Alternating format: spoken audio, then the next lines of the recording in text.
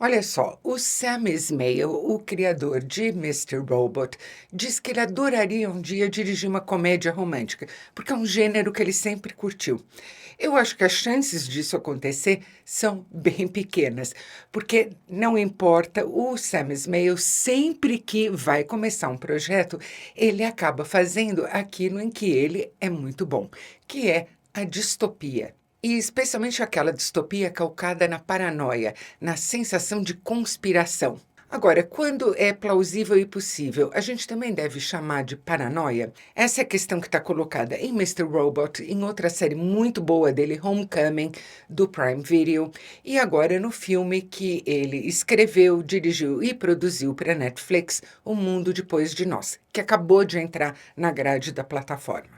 A Julia Roberts, com quem ele já tinha feito Homecoming e que virou uma espécie de musa dele, é aqui a Amanda, casada com o Clay, o personagem do Ethan Hawke, e mãe de 2 filhos, a Rose, uma pré-adolescente, e o Art, um adolescente.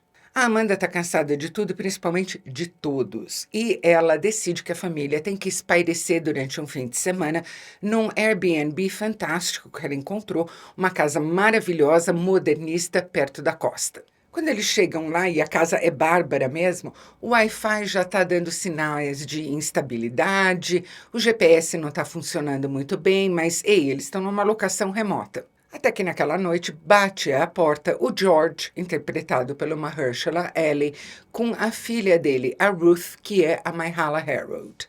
O George diz que ele é o dono da casa, essa é a casa de veraneio dele, e que ele teve que ir para lá porque tem um apagão em Nova York e ele não conseguiu pegar o elevador para o andar altíssimo em que ele mora. É muito bem recebido pelo Clay, que faz aquele tipo tô de bem com tudo, e pessimamente recebido pela Amanda. Ela é o que hoje em dia os americanos chamam na gíria de uma Karen, uma mulher branca muito implicante que cultiva as neuroses dela e desconfia de todo mundo, mas especialmente de quem tem uma cara diferente da dela. Ela causa um mal-estar generalizado, mas não tem como pôr o dono da casa e a filha dele para fora. E durante a noite e na manhã seguinte, as coisas só vão ficando mais estranhas. Agora não tem sinal de nada mesmo. Eles não conseguem pegar televisão, não conseguem pegar internet, não conseguem pegar cabo, nada está funcionando.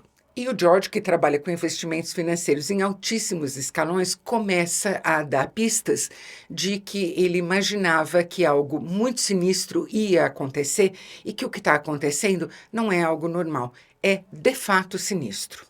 Eu adoro filmes de pré ou pós-apocalipse, seja de que tipo for o apocalipse, porque do ponto de vista dramático, essa é uma das situações mais extremas em que você pode colocar os indivíduos e a humanidade. E o Sam Esmail faz aqui uma coisa muito interessante e muito diferente.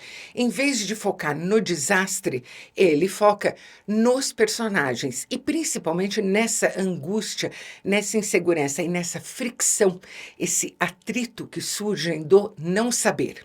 Ele diz que se inspirou para isso em toda a dúvida e insegurança e toda a animosidade que elas criaram no início da pandemia. E, de fato, esse é um sentimento com o qual hoje em dia a gente consegue se relacionar muito bem. É algo que a gente reconhece de imediato. Tem 1000 elementos perturbadores e inexplicados aqui. Um zumbido eletrônico que ocorre às vezes e provoca uma dor excruciante e uma cena genial com um petroleiro.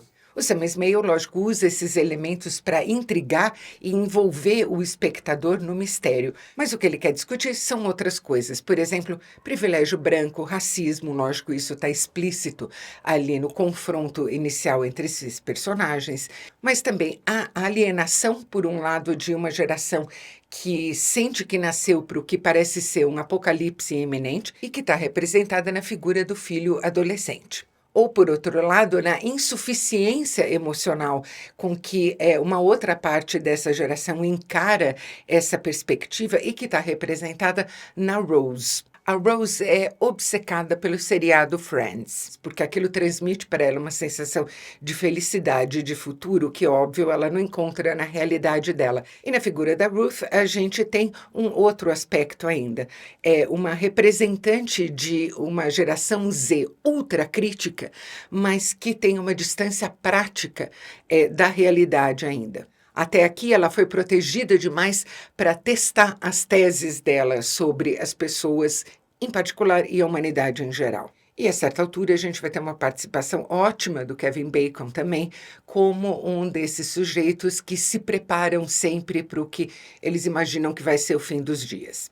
Aliás, eu não gosto da tradução que deram para o título original, que é Leave the World Behind, ou Deixar o Mundo para Trás, que é um título muito mais ambivalente, passível de leituras diversas e até opostas do que o título nacional, e que expressa muito melhor o quanto esse roteiro, apesar de algumas inconsistências na apresentação dos mistérios e no que o roteiro faz deles, é um roteiro muito bom. Se eu tenho um reparo, a direção do Sam Esmail é que ele abusa demais de ângulos e enquadramentos inusitados. Até um certo ponto, isso tem uma função muito boa, que é a de causar estranheza, tornar incômoda, fora de esquadro e cheia de presságio uma situação que na superfície é familiar, é normal. Mas o Sam Esmail ultrapassa esse ponto ótimo e, a certa altura, a coisa começa a parecer só viagem estilística, sem uma função narrativa clara. Ele mesmo diz que a direção é a parte mais sofrida para ele de qualquer projeto. E eu acredito. Mas se isso tira alguns pontinhos de Um Mundo Depois de Nós, de maneira nenhuma tira o interesse e a capacidade de despertar a curiosidade e o interesse que o filme tem. Principalmente não tira a originalidade da visão do Sam Esmail e a contundência com que ele argumenta que o apocalipse não é terremoto, não é bomba, não é tsunami. É a gente sendo o pior que a gente é capaz de ser. Se você gostou desse vídeo, não se esqueça de curtir, inscreva-se no canal e clique no sininho. E a gente se vê no próximo vídeo.